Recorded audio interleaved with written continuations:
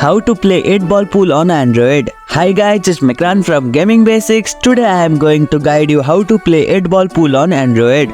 Playing 8-ball pool on Android is quite easy, so without any delay let's start the video. To play 8-ball pool on Android, follow this step. Open Google Play Store. On your mobile device, locate and tap on the Google Play Store app. Search for 8-ball pool. In the search bar, type 8-ball pool and press enter. Select the game.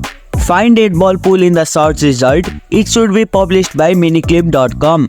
Download the game. Tap the install button. The game will begin downloading and installing on your device. 8-ball pool is the ultimate online billiards game offering players the chance to showcase their skill and challenge others in exciting pool matches.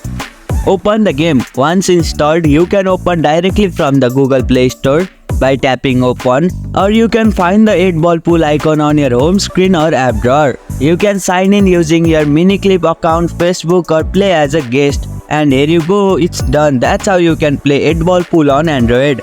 If you liked our video, press the thumbs up and share button. If you have any question, comment down below and don't forget to subscribe the channel for more tutorials.